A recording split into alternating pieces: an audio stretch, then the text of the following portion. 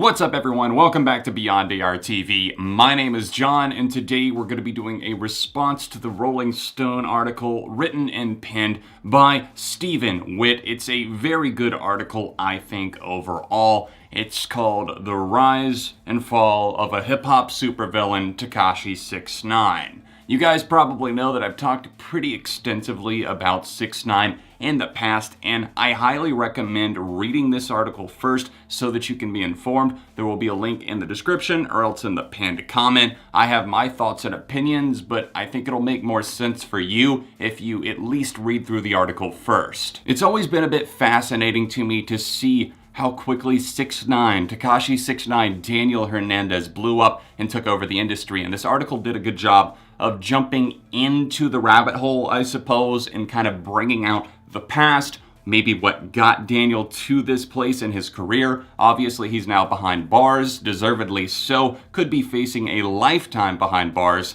And it just goes to show you that even though this viral sensation, just being so outlandish, so over the top, pushing the gang affiliation, everything like that, it can be, I guess, alluring in the sense that, oh, I've got the fame temporarily, but your actions will catch up to you, especially if you continue to do them. And just once you get into the gang life, it's very clear that you're not just going to get out.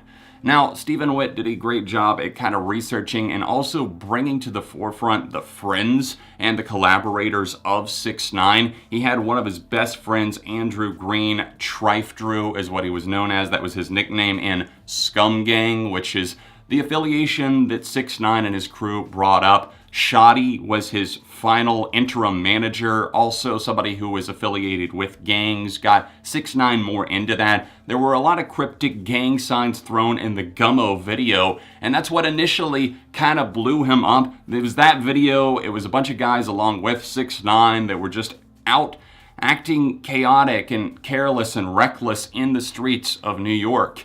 And fast forward a year, and he was charting songs all over the Hot 100. He was 9 for 9, 10 for 10, whatever. But how did he get to that point in his life where he said, I want this to be me? Because I remember seeing the Twitter account for 6ix9ine getting created, and I thought to myself, who the fuck is this? Because he's saying 6ix9ine's finally on Twitter, we're taking over, or whatever it might have been. And I had no idea who it was. It actually kind of scared me a little bit to see this Skittle-looking guy out on my screen, and I was like, I've never even heard of you, but you're getting tons and tons, hundreds of thousands of follows so quickly. He quickly shot up to over 14 million Instagram followers. He had the YouTube hits, he had the Spotify streams, he had the Hot 100 dominance, and he got to that all because he turned to rap, apparently because he got somebody pregnant. This girl was pregnant, his girlfriend at the time, and he was known as Danny, somebody who worked at a sandwich shop, a deli shop, and he didn't really have the tattoos, he definitely didn't have the colored hair. He was just a normal guy named Danny who started rapping not because necessarily he wanted to and was super passionate or had the technical skill, but because he needed to pay the bills and he had these huge dreams. And for a brief time, he got there. He was dominating, and he was a big troll in the sense that he started out trolling people on Instagram in the early 2010s. That's how him and his best friend Andrew actually met. And then he realized that 6ix9ine was just kind of talking shit, and that's how things went. Now, this article also kind of dives into Shoddy, obviously the allegations, the things that went on there. It's interesting to see why he turned to rap in the first place. Then he eventually founded Scum Gang Records, which was under UMG. I should know they took down my worst songs video for 2018, at least temporarily. It's obviously back up now, but that was thanks to Scum Gang. And then it went on to kind of talk about how 6ix9ine has positioned himself to kind of be this guy that is larger than life, that is somehow untouchable. And there were a lot of label executives that wanted him. They wanted to snatch him up because he had his first song that was just titled 6ix9ine, and it started going viral. And then he obviously had the Scum Gang, Society Can't Understand Me. That's what Scum stood for, which, oh my god, for a gang, that's pretty damn cheesy, but whatever.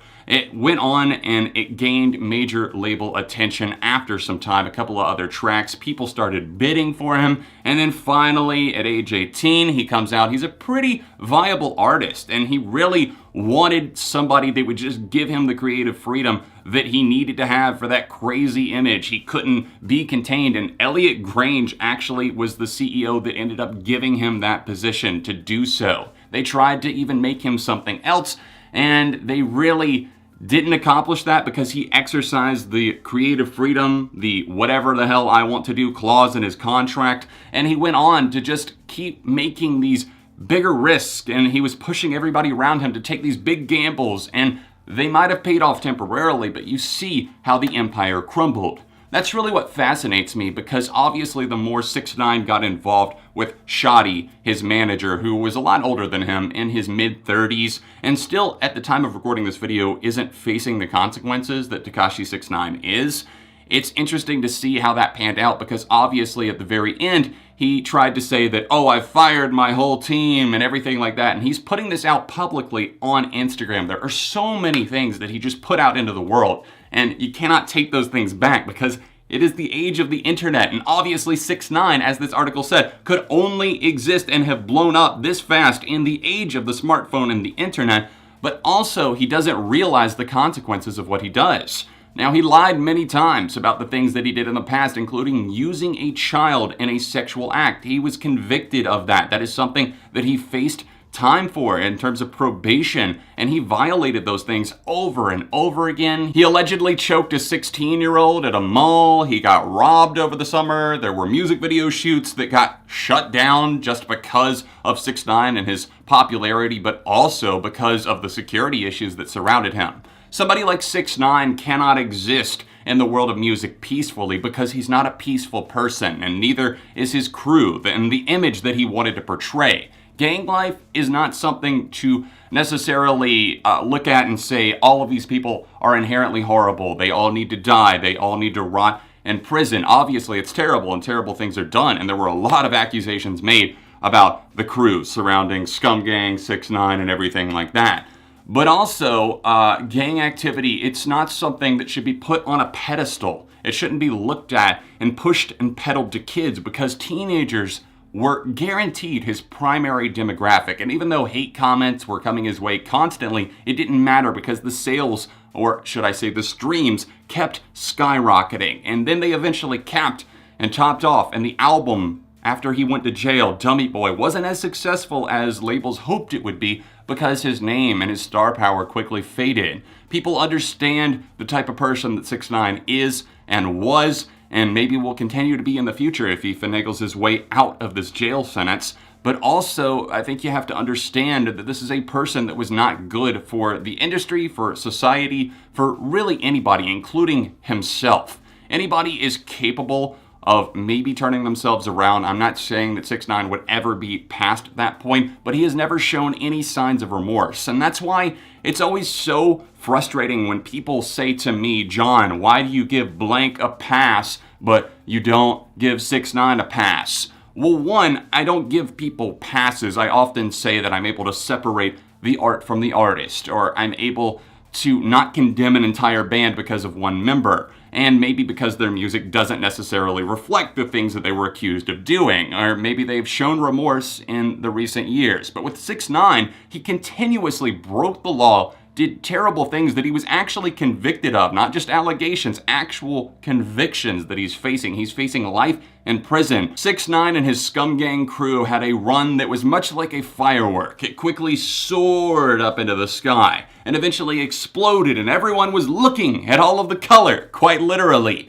And then after the firework exploded, it all started to fall apart, because that's what fireworks do. All of those particles, they have to go somewhere, and that's what's happening right now. I think Tekashi is finally facing that fallout. This article did a great job of painting him as the supervillain, yes, as somebody that is very hateable, but they also brought facts to the table, and they also still condemned the horrible things that he did, including lying about the fact that he was only 17 when he got accused of having a sexual act with a minor, when in fact he was 18, so he was an adult. He lied numerous times, he continued to, and I'm sure he will in the future again. If we hear from 6ix9ine in the future in the world of music, it'll probably be from a flip phone that he's recording in the bathroom, trying to send out a verse to grasp some sort of relevancy. Those are my thoughts regarding the rise and fall of hip-hop supervillain Tekashi 6ix9ine. Let me know your thoughts in the comment section down below. Don't forget to read the article on Rolling Stone. Some great reporting and research by Stephen Witt. This is definitely something that I wanted to talk about. And I also think this is going to be the final time that I talk about 6ix9ine. I think this is a good